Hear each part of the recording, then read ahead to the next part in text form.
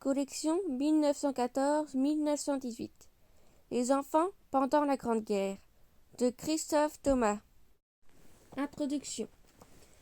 6 hommes au moins sur 10 ne savent pas tenir un fusil ou même marcher au pas.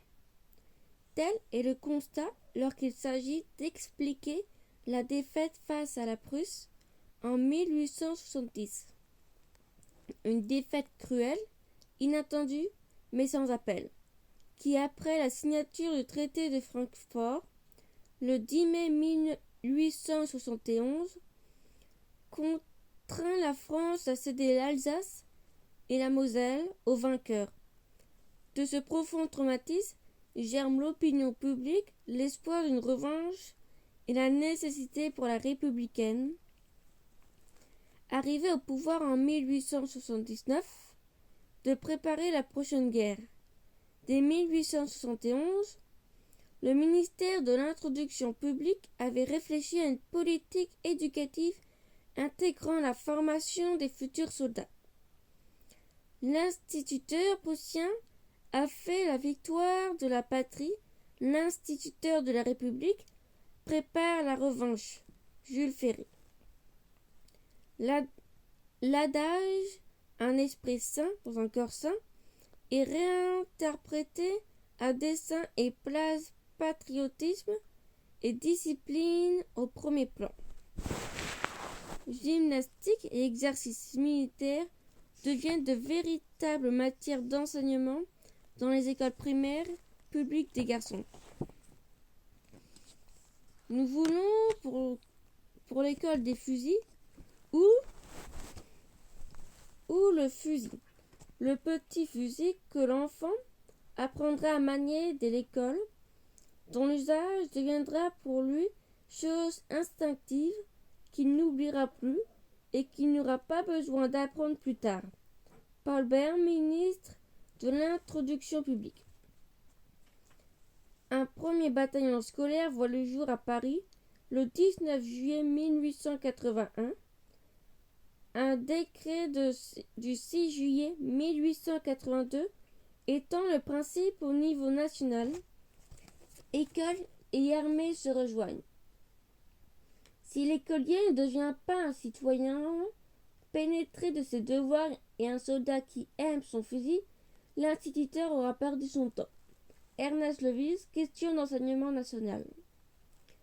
Placé sous les heures d'introduction désignées par l'autorité militaire, les bataillons possèdent leur propre drapeau et souvent un uniforme même si celui-ci n'est pas obligatoire, équipé d'armes en bois ou réelles, conformes au modèle adopté par le ministère de la Guerre. Les élèves se familiarisent au maniement du fusil. Ceux âgés d'au moins 14 ans peuvent se rendre au stand de tir et s'exercer avec le fusil scolaire réglementaire.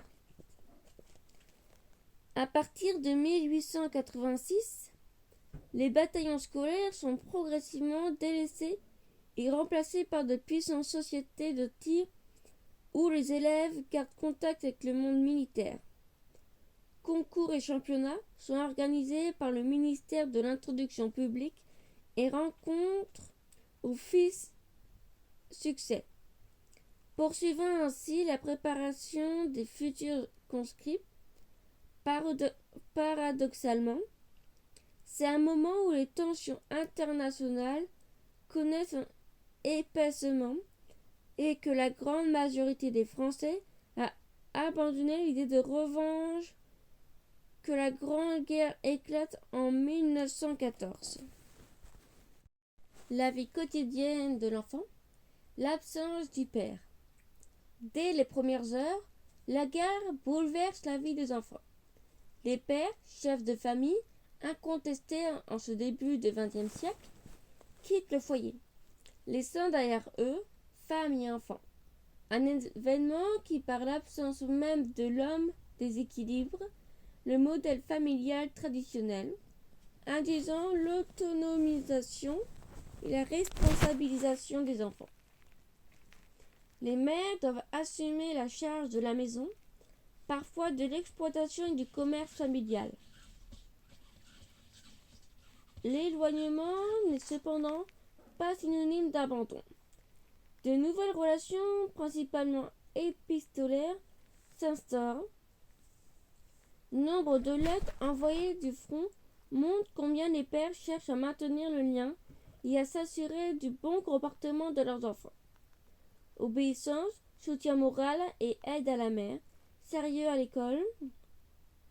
Les félicitations ou les réprimandes adressées aux enfants sont courantes et permettent d'exercer à distance l'autorité paternelle. Emiliano témoigne ainsi à sa fille de sa grande satisfaction dans une lettre du 30 décembre 1916. Ce qui m'est fait le plus plaisir, c'est que tu es très affectueuse pour petite mère et que tu sais la consoler lorsqu'elle a du chagrin. Manon Pignotte, allons enfant de la patrie. À l'inverse, Lucien Génard réprimande sévèrement son fils. Comme je te l'ai déjà dit, je suis toujours au courant de ta conduite au début et depuis quelque temps, je sais qu'elle est déplorable. Un petit garçon qui fait des misères à sa mère, comme c'est ton cas, n'est pas digne de son père. Je te préviens que malgré la grande affection que j'ai pour toi, si tu continues à te conduire comme un petit boche, c'est-à-dire un sauvage, je te collerai en potion jusqu'à l'âge de tes 12 ans, et ni moi ni ta mère n'iront te voir pendant ce temps. Cependant, j'espère que tu seras assez intelligent pour comprendre combien ta mauvaise conduite m'a fait de la peine et que maintenant tu seras toujours sage. Archives de l'histoire de la Grande Guerre de Péronne. Malgré la dureté des mots, Lucien n'en termine pas moins sa lettre affectueusement en renseignement sur la façon de la... En attendant que mon petit doigt me donne de bons renseignements sur ta façon de te conduire, je termine en t'embrassant bien fort avec tes grosses bicettes sur tes joues et dans la fossette, ton père qui t'aime. Ce besoin d'exprimer l'amour paternel constitue un tournant dans la relation père-enfant. Non parce que cet amour n'existait pas avant la Grande Guerre, mais parce qu'il était peu ou pas verbalisé. Pour les enfants aussi, la correspondance permet de montrer l'attachement au père. Jean Zay, futur ministre de l'Éducation nationale et des Beaux-Arts, alors âgé de 10 ans, écrit en ces termes à son père durant l'hiver 1914. Mon cher papa, maman a trouvé qu'une des bagues était petite et m'allait très bien. Elle me l'a offert à ton nom et j'en suis ravie. Je ne la quitte plus matin et soir. Tous les jours, je l'ai fait briller et elle est magnifique. Je te remercie donc de tout mon cœur. Jean-Pierre Guénaud, mon papa au guerre. Les lettres des enfants montrent également combien ils se font un devoir de répondre aux attentes du père. La petite Madeleine promet ainsi à son père le 3 janvier 1915 « Mon cher papa, je vais tâcher de m'appliquer pour devenir la première en classe. » Jean-Pierre Guénaud, mon papa en guerre. L'école est un sujet itératif dans les correspondances des pères qui suivent à distance les progrès des enfants, tout en disposant des encouragements. Ils réaffirment leur autorité paternelle. Mon cher petit Pierrot, je te remercie de ta lettre ainsi que des devoirs.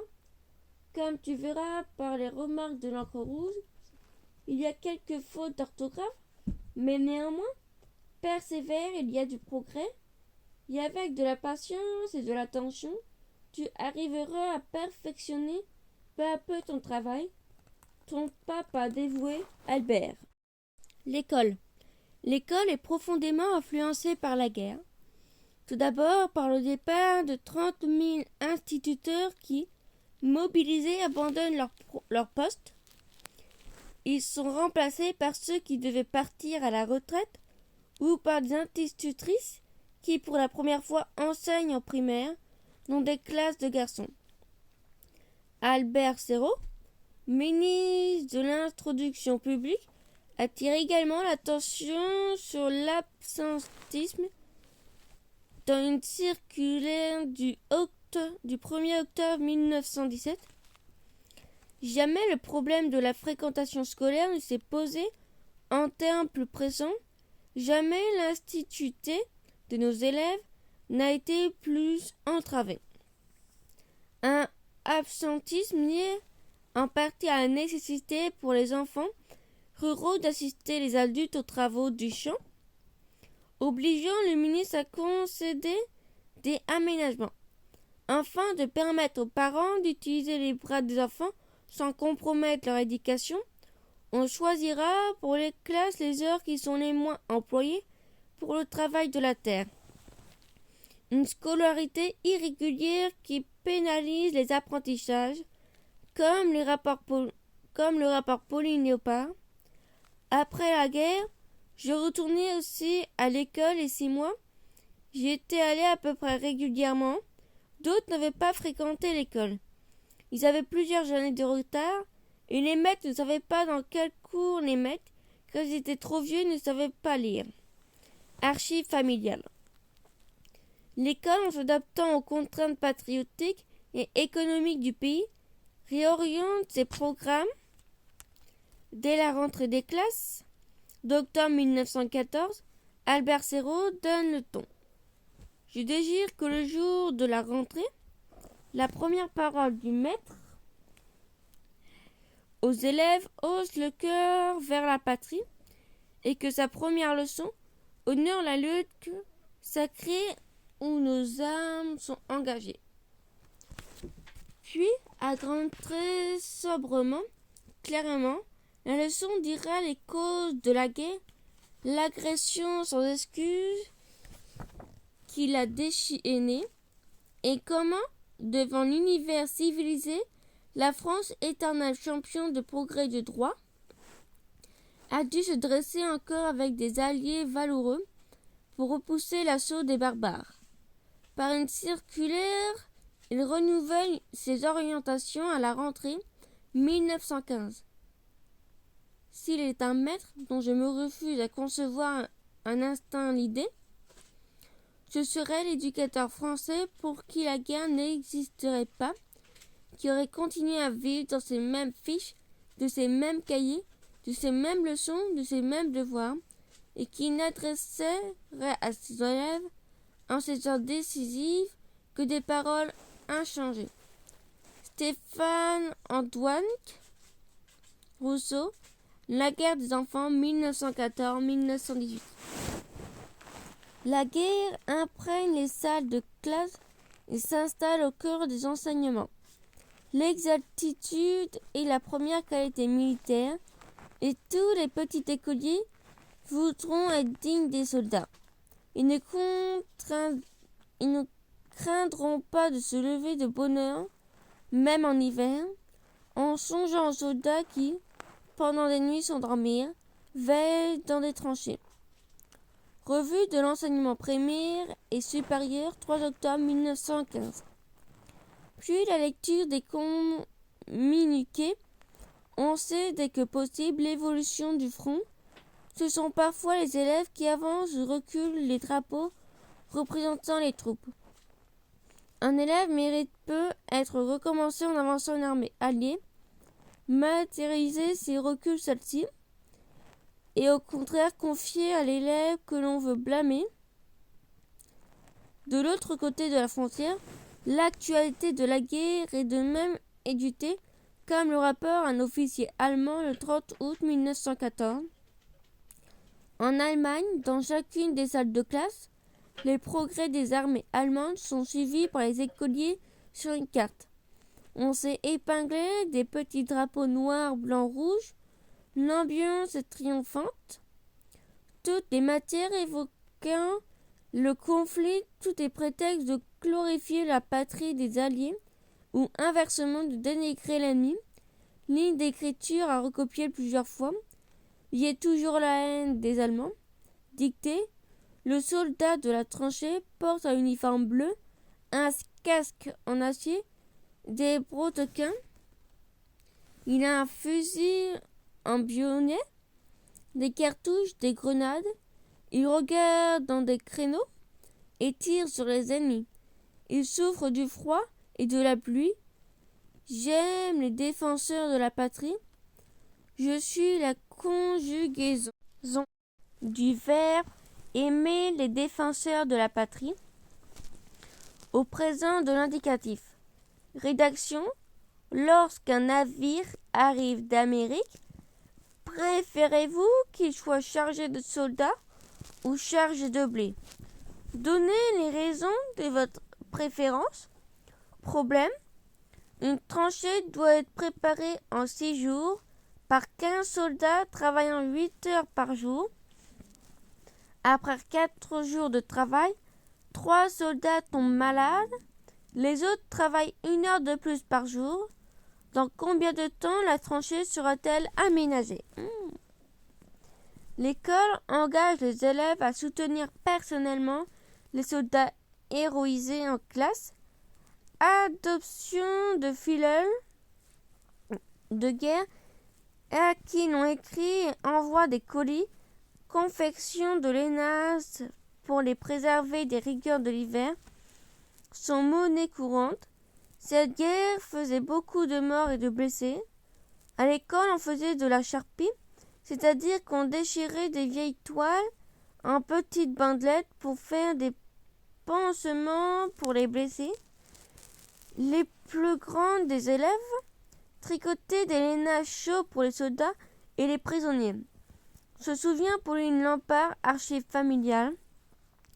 L'école nationale devient de plus en plus, depuis le début de la guerre, un atelier national. Institutrice écolière, il travaille pour les soldats. Atelier qui est tout frais vieux d'activité ou que l'on ignore la grève. Nulle contestation sur les salaires.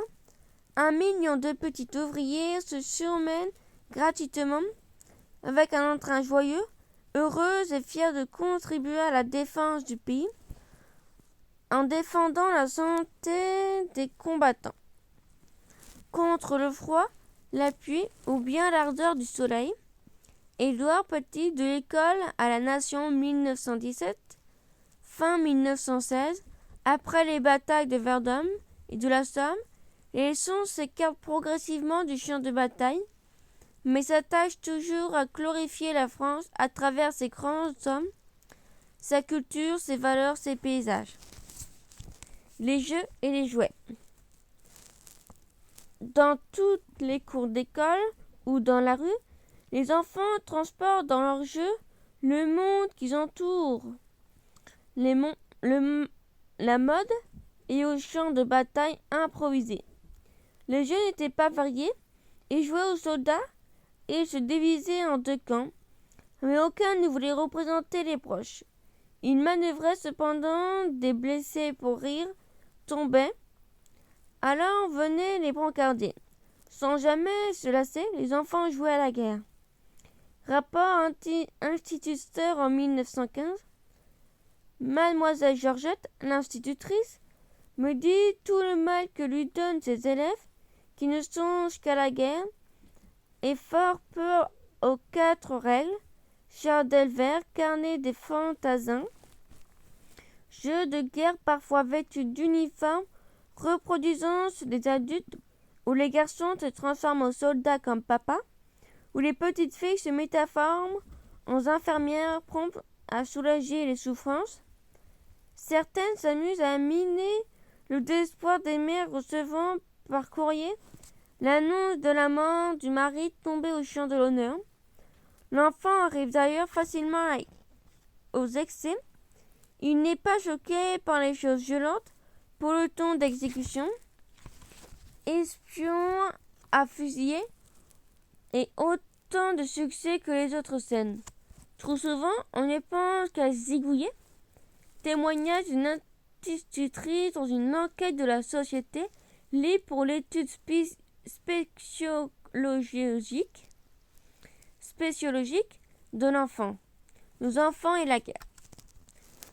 Tout naturellement, la dimension ludique des jeux et des jouets lui ajoute durant le conflit une dimension idéologique comme les enseignements détaillés par l'école.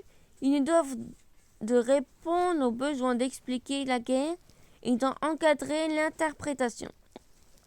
Patriotique et guerrier, les jouets pressent les enfants à s'investir personnellement dans le conflit véritable, vecteur de propagande, et témoignent de la violence de la culture des guerres mise en œuvre. Dans nombre de ces jeux et jouets, aucune chance pour l'ennemi de remporter la partie.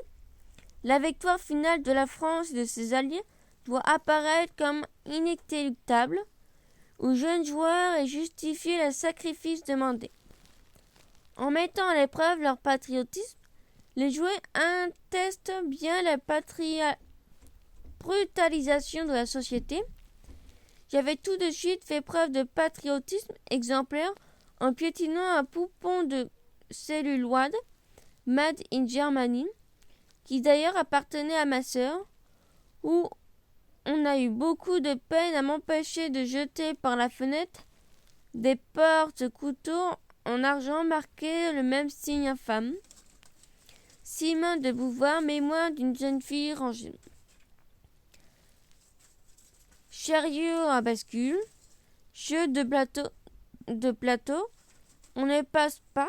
L'objectif est de bloquer le maudit, c'est-à-dire Guillaume II, empereur de l'Allemand.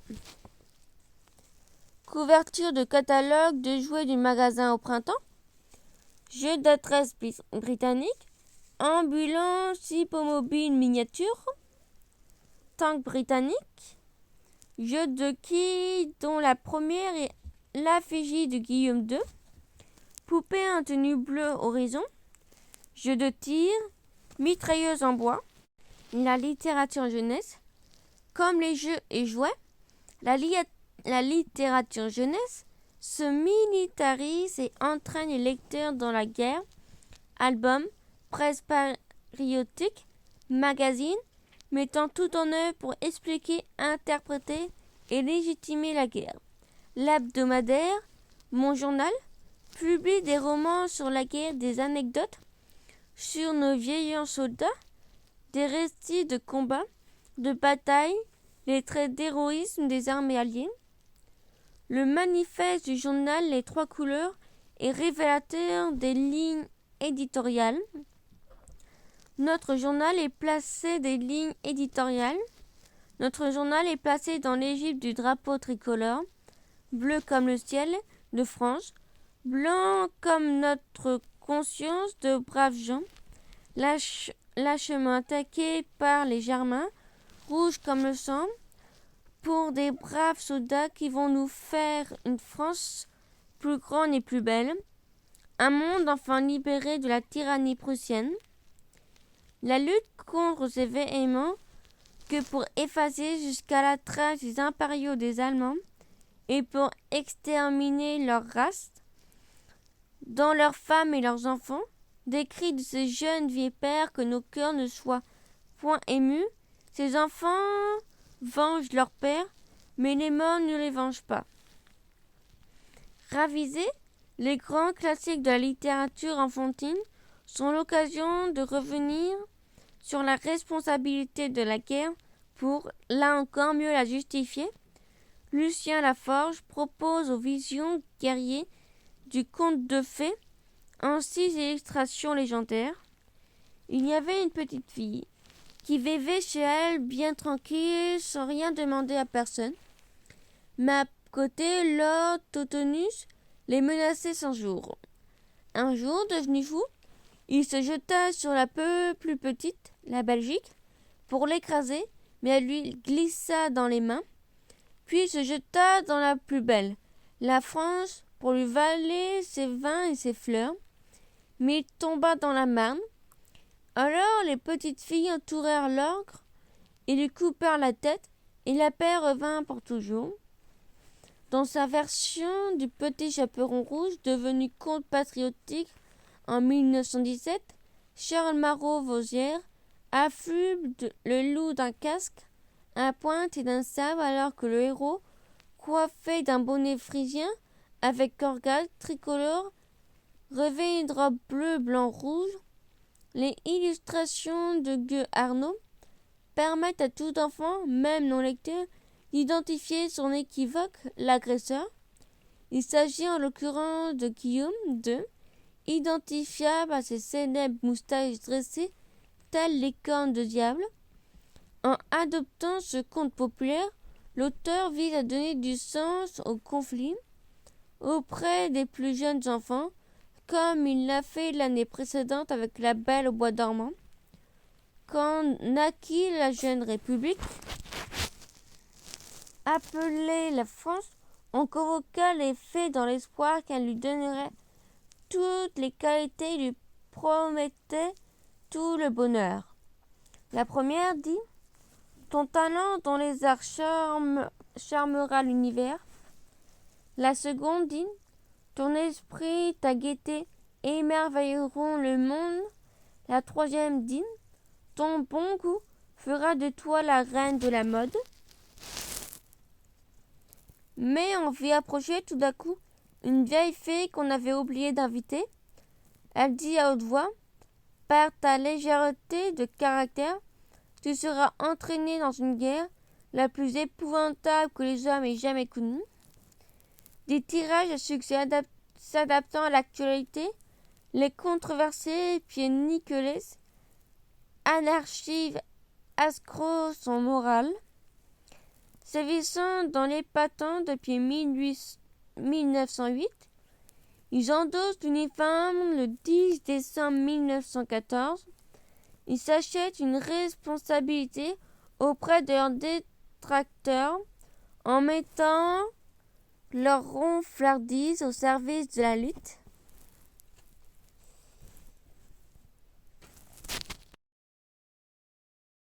Contre l'ennemi, nos trois sympathiques Pied-Nicolas, ne connaissant que le devoir de Français, se sont engagés dans l'armée des combattants sans attendre leur ordre de mobilisation, et les Boches apprennent à leurs dépenses ce que vaut un loustic parisien. De même mécanisme, apparu dans la semaine des Suzette en 1905, se mobilisent tantôt infirmières, tantôt marraines de soldats. Elles incarnent l'engagement des femmes durant le conflit.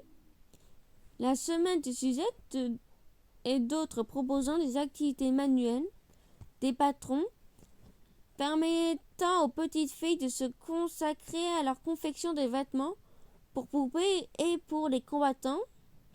Nos petits fantassins si braves et si vaillants seront ainsi préservés par vous les horribles douleurs qui les ankyloseraient pourraient au moment de se lancer à l'assaut contre les Boches. Et voilà comme une charmante petite Française peut coopérer à la victoire. Diabolo, journal, 26 mars 1916. L'objectif est bien de canaliser les âmes vives dans les nations vers l'effort de la guerre, de la victoire finale. La participation à l'effort de guerre. Dans une guerre totale, et comme l'ensemble de la société, les enfants participent activement à l'effort de guerre et à l'activité économique du pays. Dans ce domaine aussi, l'école joue un rôle prépondérant auprès des plus jeunes. Les enseignants insistent les élèves à participer à l'empreinte de guerre, souvent qu'à insistance, comme le montrent les dictées et les problèmes proposés. La France, en cette troisième année de guerre, a besoin que tous ses enfants se lèvent pour la défendre. Vos pères et vos frères combattent sur le champ de bataille. En prêtant votre argent à la patrie, vous combattrez à l'arrière, vous hâterez ainsi la victoire et vous ramènerez dans vos foyers ceux qui vous sont chers. Tous vous souscrirez le plus largement possible au troisième emprunt de la défense nationale et vous serez fiers, petits Français, que les saluts du pays vous soient dus en partie. Dictée proposée en CO2 en décembre 1917, c'est une lettre adressée à l'inspecteur d'académie de la Somme de 14 décembre 1917. Marguerite de Menez dit sa satisfaction de se montrer digne des attentes.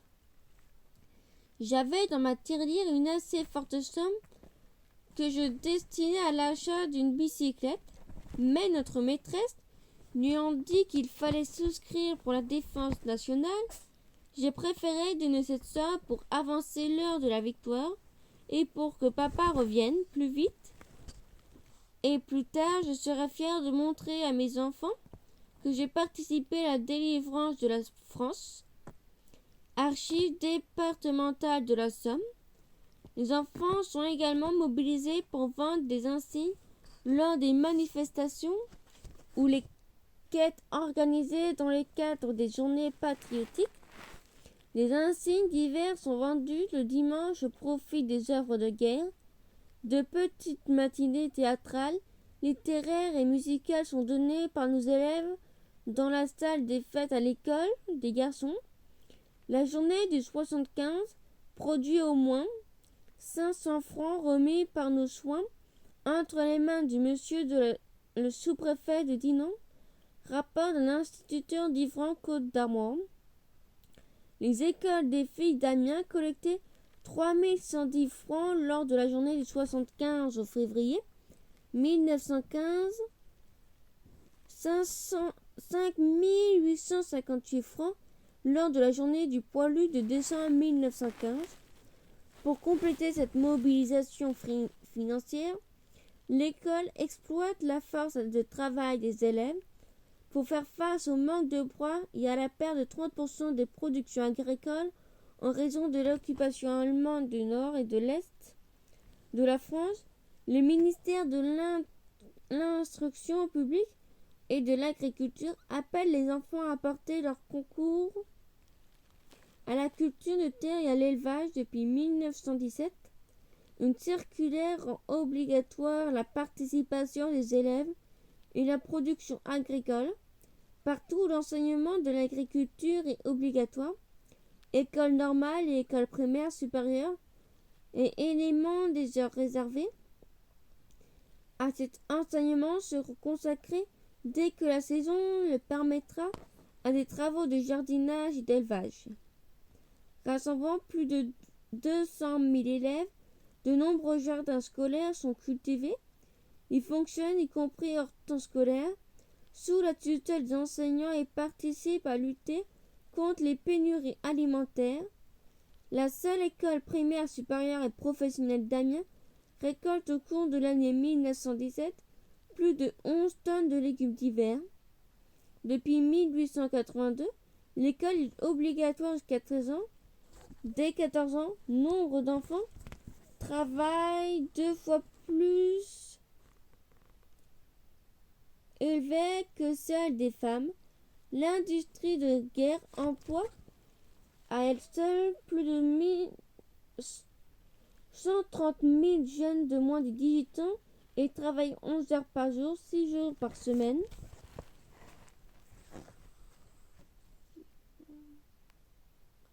Mais l'industrie n'est pas la seule employeur et on retrouve des adolescents vendeurs de journaux, égayeurs de tramways, livreurs. Par suite de la rareté actuelle de la main-d'œuvre, les jeunes ouvriers, c'est-à-dire ceux de 14 ans ou plus, occupés déjà dans les usines de guerre ou dans les grosses industries, un nombre considérable d'emplois divers correspondant d'ailleurs à la force de ces enfants. Les enlever en totalité en faisait à l'atelier aurait des conséquences regrettables pour le rendement de notre industrie de guerre. Theobald von Bethmann-Hollweg, chancelier allemand. L'enfant dans la zone des armées. vivre sous la menace de la guerre. L'invasion de la Belgique, puis du nord de la France par les troupes allemandes, provoque d'importants déplacements de civils, choisissant de fuir les zones de combat. Le même phénomène est observé sur le front de l'Est, où près de 90 000 civils allemands fuient devant l'avancée des troupes russes. Suivant le mouvement, les enfants des territoires envahis sont ainsi parmi les premières victimes de la guerre, abandonnant derrière eux leurs repères du temps de paix. Ils connaissent la précarité engendrée par cet exode massif. Je suis partie avec ma famille et après avoir marché plus de 5 jours, on prit le train. Se rappelle Charlotte, âgée de 10 ans, Simone, 13 ans, témoin de la détresse d'une mère. Une pauvre femme avec 5 petits-enfants. Il fallait en porter 3, les 2 autres pouvaient marcher seuls. Ils étaient âgés, l'un de 6 ans, l'autre de 4. Elle avait déchaussé les 2 plus petits, ils n'ayant pas eu le temps de leur relasser les souliers, ils les ont perdus dans la boue. L'arrivée en territoire inconnu, encore faut-il trouver un logement et un revenu pour survivre. La Croix-Rouge et diverses œuvres de guerre se mobilisent pour aider les réfugiés. Une circulaire du ministère de l'Intérieur du 1er décembre de 1914 octroie une allocation de 1,25 francs pour adultes et 0,5 francs par enfant. Une enquête chiffre le nombre de Belges et de Français du Nord accueillis à l'arrière de 150 000 fin août 1914 et 500 000 en janvier 1915. Dans la zone des armées, bien que la proximité du front fasse peser un danger permanent sur les populations civiles, l'adaptation des enfants surprenne. À la messe du 1er août en 1915, ils avaient des petites filles qui faisaient leur première communion privée. Elles étaient aussi calmes et aussi recueillies pendant cette canonnade assourdissante que si on leur avait joué un morceau d'ogre. Le quotidien est rythmé par le passage des troupes et des tirs d'artillerie qui obligent à se réfugier dans les caves ou les abris souterrains lorsque la commune est prise pour cible. La vie se poursuit tant bien que mal au milieu des ruines et les enfants fréquentent l'école par intermittence. L'inspecteur d'académie de l'Oise alerte ainsi à plusieurs reprises le préfet des dangers menaçant les élèves. J'ai l'honneur de vous proposer la réouverture de 2 écoles de garçons et de filles dans la commune d'Ouvert-sur-Aire. Il y a lieu de faire les réserves suivantes demandées par Monsieur le maire. La suppression totale des récréations dont le bruit empêcherait d'entendre l'arrivée du premier but. L'instituteur et l'institutrice seront dégagés de toute responsabilité en cas d'accident causé à leurs élèves, soit directement par un obus, soit à l'occasion de la descente de jour dans les sous-sols ou de la montée des escaliers. Il rend à nouveau compte des risques le 5 juillet 1916. J'ai l'honneur de vous informer que des écoles d'Attichy ont reçu des éclats d'obus dont la journée du 3 courant à 13h et le lendemain 4. Les écoliers ont pu gagner la cavalerie sans aucun accident. Ils sont restés jusqu'à 6h10. La plupart ont dû rester debout, faute de bancs.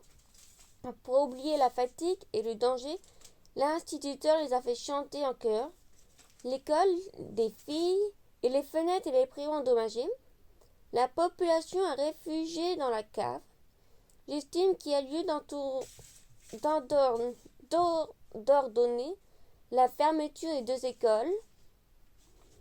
Dans ces communes, la guerre prélève son butin parmi les civils et n'épargne pas les enfants. Victimes directes ou indirectes, direct lorsqu'ils sont la proie des bombardements. 26 septembre 1915, un avion ami survole la ville, lâche une troisième bombe. Des morts, il y en a déjà 5. D'abord un enfant de 6 ans, Albert Delaby, qui a été comme décapité. Sa tête et un bouilli, sa cervelle a giclé sur la mur. Puis une gentille fillette de 14 ans, une petite parisienne, Alexandrine Ansel, que tout le monde appelle Georgette, qui a été recueillie par son oncle. Elle aussi atteint la tête et morte sur le coup. Victime indirecte quand l'accident est la conséquence de leur imprudence, Fernand Maréchal rapporte en l'été 1916 « Souvent, on nous amenait à l'Hôtel-Dieu des blessés civils venus des régions voisines du front et atteints des projectiles. Parfois, certains des enfants qui s'étaient amusés à ramasser des percuteurs ou des grenades trouvées dans les champs y avaient joué sans défiance avec des objets inconnus. Une explosion subie leur avait arraché les mains et parfois crevé les yeux. Vivent au contact des soldats alliés. Les communes comprises dans la zone des armées sont investies dans les militaires. Des milliers de soldats s'y croisent et s'y reposent avant de monter en ligne ou après leur retour des tranchées. Les contacts avec les populations locales et particulièrement avec les enfants sont permanents. Les soldats étrangers, britanniques ou autres, aiguisent leur curiosité et, malgré la barrière de la langue, poussent les enfants à se rapprocher d'eux. Bakary Diallo, tirailleur sénégalais, note dans son journal « Il est plus facile de s'entendre avec les enfants qui attirent l'amitié tels des anges de rêve. Un peu craintifs mais résolus, ils nous tendent leurs petites mains que certains d'entre eux retirent tout de suite, regardant si elles ne sont pas noircies par la couleur des nôtres. Une cohabitation où chacun trouve son intérêt. Pour les soldats, c'est l'occasion d'oublier un temps les horreurs de la guerre, et pour les pères, un moyen de renouer avec procuration avec leurs propres enfants. Pour les enfants, c'est l'opportunité de rompre avec la morosité du quotidien, de trouver de nouveaux camarades de jeu, de quémenter quelques nourritures ou de gagner quelques sous. La présence des soldats leur procure l'occasion de faire de nombreuses commissions. Les petits sous à la cigarette qui en sont la récompense ne sont pas dans leurs mains pour leur faire prendre de bonnes habitudes. Note un enseignant à Amiens. Une cohabitation qui entraîne aussi des dérives, des passages à Amiens avec le 113e régiment d'infanterie fin 1916. Charles Barberon raconte « Notre cuisine est faite dans la cour d'une maison voisine et au moment des repas nous allons manger dans un coin de la cour. Les enfants viennent toujours autour de nous pour quêter leur part de reste. La plupart n'ont pas chez eux tout ce qu'ils désirent et ils trouvent fort bon la nourriture qui déteigne plusieurs d'entre nous. Beaucoup de ces enfants ne sont plus élevés de tout depuis le départ des pères. On en voit des quantités qui traînent dans les rues. Un grand nombre fument, des gamins de 10 ans, des gosses de 7 ans, la cigarette aux lèvres, crânent en croisant les grandes personnes. Les soldats sont toujours entourés d'une multitude d'enfants et ces derniers acquièrent là un vocabulaire moins choisi. Les soldats ne font rien d'ailleurs pour ne pas contaminer moralement tous ces gosses. Beaucoup prennent plaisir à les entendre parler l'argot des voyous et dire que les journaux s'efforcent encore de nous bourrer le crâne en nous montrant la guerre moralisatrice. Les enfants soldats. Le courage et l'héroïsme n'ont pas d'âge, affirmait le journal. Le Miroir dans ses colonnes le 6 décembre 1914. Généralement, engagés sous une fausse identité et après avoir menti sur leur âge, il est difficile de chiffrer le nombre d'enfants soldats, enfants n'ayant pas l'âge légal pour se porter volontaire. Je suis toujours en possession du bulletin des 40 hommes qui firent partie de mon premier peloton. L'âge des soldats y est inscrit, mais il ne doit pas être pris au sérieux. Tous ceux qui étaient trop jeunes étaient généralement donnés 18 ans. Leurs motivations sont multiples. Adolescents, livrés à eux-mêmes et emboîtant le pas d'un régiment, coup de l'aventure ou du danger, volonté de venger la perte d'un père ou d'un frère, patriotisme. Ce sentiment de l'honneur, c'est à l'école que je l'ai appris, et c'est vous, mon cher maître, un de ceux qui me l'ont enseigné. La plupart des garçons, mais quelques jeunes filles sont parvenues elles aussi à s'enrôler et à gagner le front. Magda Leroy, par exemple, âgée de 15 ans, rejoint les troupes belges et combat dans les rangs du 1er bataillon cycliste volontaire. Certains sont démasqués et renvoyés à l'arrière, d'autres passent à travers les mailles du filet et intègrent les troupes. Les hommes leur font alors bon accueil et les placent sous leur protection. Si la majorité reste anonyme, la presse relate dans ses colonnes l'histoire de ces combats juvéniles qui deviennent des exemples et des figures héroïques de la nation de guerre. Chaque pays a conservé la mémoire de quelques-uns de ses jeunes héros.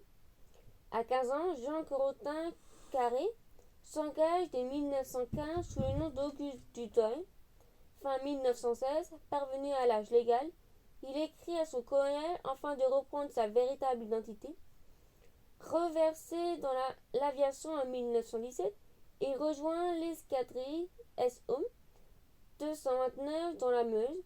Il meurt de ses blessures à 18 ans après que son appareil ait été abattu lors d'une mission le 18 mars 1918.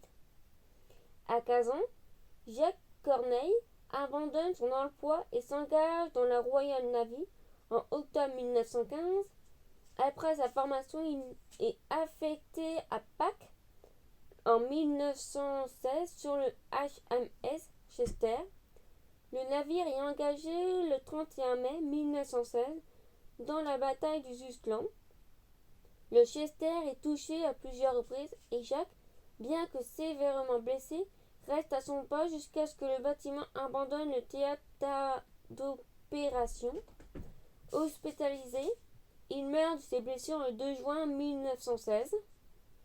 Il reçoit la Victoria Cross à titre posthume.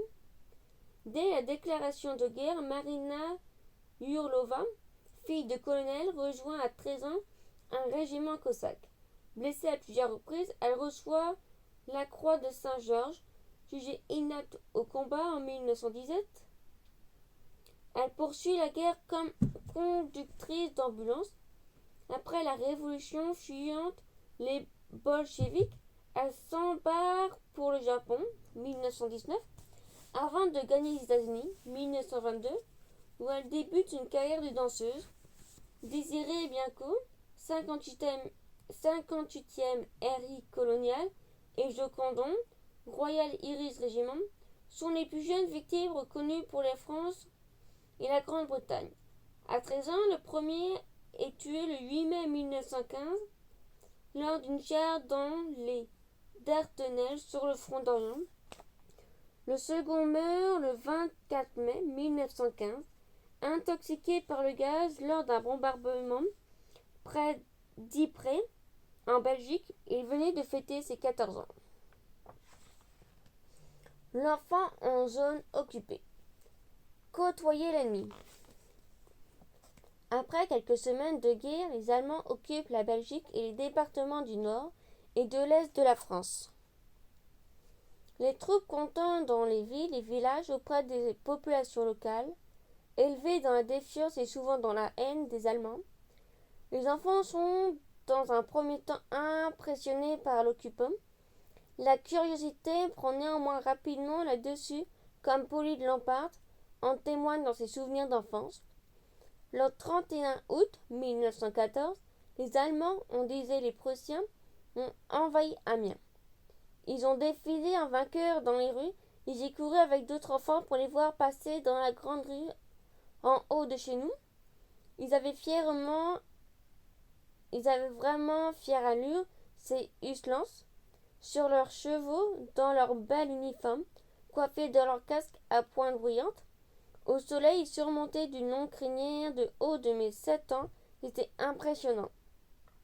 Avec la réquisition des logements, les enfants vivent au plus près de l'occupant et un rapprochement s'opère, d'autant plus facilement avec les soldats éloignés de leurs propres enfants et qui les retrouvent d'une certaine manière auprès des petits Français.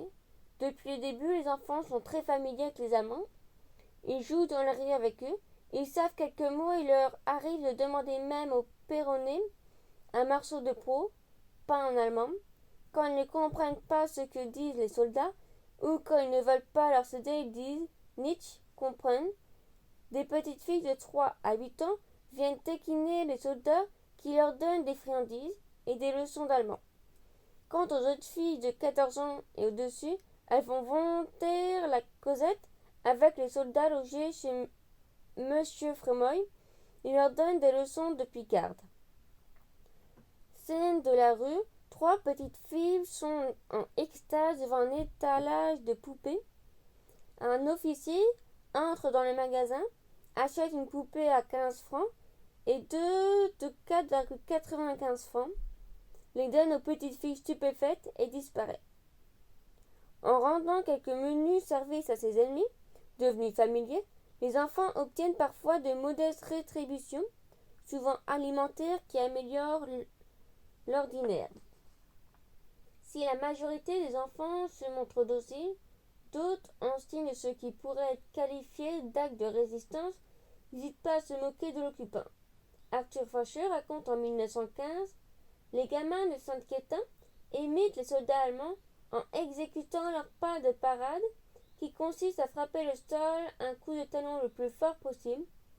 Naturellement, il faut un chef et la bonne est celle-ci, après avoir fait exécuter le fameux pas de parade, commande à ses hommes en avant pour Paris. Ils marchent à reculons, cela doit donner à réfléchir aux Allemands. À Péronne, Henri Douchet fait le même constat. La commandature déclare ne pas vouloir empêcher la population de célébrer la fête nationale du 14 juillet, mais proscrit toute manifestation extérieure. Certaines jeunes filles se sont promenées ostensiblement toute la matinée, habillées l'une en bleu, l'autre en blanc et la troisième en rouge, au nez des Prussiens. Le lendemain, une office placardée sur les murs de la ville menace des sanctions les parents dont les enfants joueraient à la guerre. Certains, comme le jeune Yves Conquer à Sedan, affichent clairement sa colère envers l'occupant. Samedi 13 décembre 1914, ils veulent nous affamer. Eh bien, la jeunesse à la prochaine guerre ira en Allemagne et l'affamera. Ils verront qu'ils se tournent les Français contre eux. Tant mieux, jamais je ai tant détesté. De plus rares, enfin, plus âgés, il est vrai, entrent en résistance, ne parvenant pas à s'engager dans l'armée belge. Léon Turlin se rend utile en travaillant pour les services de renseignement britanniques. Sa mission est de transmettre des informations sur les infrastructures et l'organisation des troupes d'occupation à Lille. Celui qui se fait appeler Léon 143 organise un réseau avec quelques camarades. Le 3 juin 1915, il est arrêté avec son ami Raymond de Rhin par une patrouille allemande à la frontière hollandaise et incarcéré à la citadelle de Lille. Reconnu comme le chef du réseau, il est condamné à mort le 5 novembre 1915 par le tribunal militaire allemand et fusillé le 8 novembre à l'âge de 18 ans. Subir la contrainte de l'occupation. L'omnipotence et l'omniprésence de l'occupant sont les contraintes quotidiennes imposées aux populations civiles. Sans obtention de laissez-passer délivré au bon vouloir de la commandature, il est impossible de franchir les frontières communales. La simple sortie du domicile est par ailleurs elle aussi réglementée.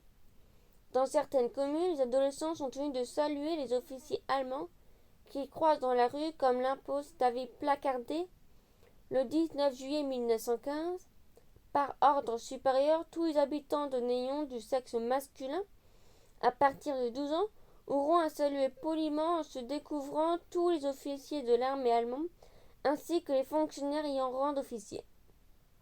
Chaque fait et geste est épié et les incessantes perquisitions des maisons instaurent un climat pesant. Ce qui est bien pénible, c'est de sentir sous la domination de l'ennemi. Il dépose de nous comme d'un bien. Se rappelle la jeune Henriette. Compte tenu de la réquisition régulière des locaux scolaires pour loger des troupes ou installer des hôpitaux pour les blessés, les élèves fréquentent l'école de manière épisodique. Les enseignants doivent composer avec un manque cruel de moyens et de matériel et les apprentissages se poursuivent avec le temps et les conditions dont ils disposent. Dans certaines communes, les commandatures luttent cependant contre l'obsestisme, amende infligée aux parents dont les enfants manquaient à l'école, suppression de l'allocation communale en cas de récidive. Jamais la fréquentation ne fut aussi bonne. Je me souviens d'une institutrice de l'Est. L'école est quelquefois directement assurée par un maître allemand ou par une personne désignée par l'occupant. Dans ces conditions, le discours peut prendre des airs de propagande. Les gens de Rancourt rapportent que dans leur commune, c'est un instituteur nommé par les Allemands qui fait la classe aux enfants, que ceux-ci sont forcés de fréquenter l'école en payant 1 mark par mois et que cet instituteur fait de la propagande. Face aux besoins pressants de main-d'œuvre, l'occupant réquisitionne en échange d'un maigre salaire les populations civiles. Les enfants n'échappent pas à la règle. Le 11 mai 1916, on savait déjà que, dans les villages d'alentour, toutes les femmes riches ou pauvres, toutes les jeunes filles ou même les enfants étaient obligés de travailler dans les champs. On est donc à moitié étonné de l'avis publié donnant l'ordre à tous les enfants de 9 à 13 ans, tant filles que garçons, de se trouver à 2h30 sur la place. Il est demandé aux enfants de participer aux récoltes dans les champs, de cueillir des plantes médicinales pour la fabrication de médicaments ou de pommades, de collecter des tiges d'ortie effeuillées par le tissage textile, et parfois pour la plus grande de prendre le chemin de l'usine ou de la manufacture. La tâche est perçue comme une corvée et s'effectue souvent avec un peu d'entrain, comme en témoignent 3 élèves institutrices de l'école normale d'Amiens. Les Allemands obligent les institutrices en vacances à conduire leurs élèves ramasser les fèves dans les champs pour leurs chevaux. Les chefs de culture venaient de temps en temps s'assurer que les enfants travaillent bien. Pourtant, si jeunes qu'ils étaient, ces enfants travaillaient le moins possible et on les entendait répéter « Porte les boches, tout en faisant toujours assez ». L'enfant et la propagande. Enjeu de la propagande. Dès la déclaration de guerre, la propagande s'efforce de faire endosser à l'Allemagne l'entière responsabilité du conflit afin de justifier les sacrifices demandés et consentis. C'est la guerre du bien contre le mal, du droit contre la tyrannie, ou comme le dit le philosophe Henri Bergson le 8 août 1914, de la civilisation contre la barbarie. Une barbarie que la propagande cristallise autour du sort réservé aux populations des territoires envahis, et plus spécialement aux enfants. Si les atrocités envers les civils sont avérées durant l'invasion, les rumeurs les plus folles circulent et donnent naissance au mythe des mains coupées. Nous avons fait, il y a quelques jours, 2 prisonniers boches. L'un portait sa musette la main d'une petite enfant de 5 ou 6 ans. Il avait coupé pour la rapporter en souvenir à sa femme. De tels actes indignent l'opinion publique et la consolident l'idée que la guerre est juste et nécessaire. Une croisade qui se doit de protéger les faibles et les enfants. Une guerre pour tuer la guerre. Les soldats protestent, ils grognent, mais ils marchent toujours et marcheront tant qu'il faudra. Ils sentent parfaitement qu'ils se battent pour que leurs enfants ne se battent plus. Quel réconfort on puise parmi eux, écrit un officier. L'enfant devient un enjeu majeur du conflit. C'est ce que Joseph Thomas explique à son fils Armand dans une lettre du 5 août 1915. Tu es encore bien jeune, il ne peut comprendre ce qui se passe en ce moment. La guerre, ses horreurs, ses souffrances. Cette carte sera un souvenir de ton père. Il souhaite qu'à l'avenir les hommes soient meilleurs. Que jamais tu n'aies besoin et sois forcé de mener la vie que je subis en ce moment en compagnie de beaucoup de papas qui ont laissé, comme moi, des petits anges chez eux. À l'école, les élèves doivent se montrer dignes de l'abnégation de leurs aînés. Lors d'une remise de prix en 1916, un recteur d'académie place des jeunes lycéens face à leurs obligations. Une époque exceptionnelle comme la nôtre ne saurait tolérer des enfants ordinaires. Vous ne pouvez pas, si vous avez du cœur, accepter qu'on se fasse tuer pour vous sans vouloir être digne de ce sacrifice, car c'est pour vous qu'ils se font tuer. Dans une société où tant de familles ont déjà été frappées par le deuil, le propos est pour le moins brutal et culpabilisant. Incarnation de l'avenir de la... Sujet de la propagande. Incarnation de l'avenir de la notion. L'image de l'enfant est un élément central de la propagande. Durant la Grande Guerre, affiches, cartes postales, publicités et autres l'exploitent largement en vendant le patriotisme, la bravoure et l'engagement de la jeune génération. Le discours vise à mobiliser le monde adulte. L'image de l'enfant devient le révélateur incontestable de l'antinomie de deux cultures, de deux visions de civilisation. Si la propagande porte au pinacle les enfants de France, elle s'ingénie en dénoncer l'apervertissement des petites poches. Ce qui est patriotisme chez les premiers n'est que militarisme chez les seconds. Quand les premiers font preuve d'honneur, les seconds ne peuvent sacrifier de leur perfidie. La bienveillance des premiers n'a d'égal qu'à la cruauté des seconds. Dans la presse, des photographies mettent en scène les jeux enfantins et, par l'ajout de légendes acerbes, dressent un portrait accablant de l'Allemagne. Les propos très magnifiants développent ainsi par le prisme de l'enfant les torts, les défauts et les vices de la race allemande. Pour reprendre la terminologie de l'époque, chacun dénigrant la culture et l'adversité de l'adversaire, les propagandes nationales s'emploient à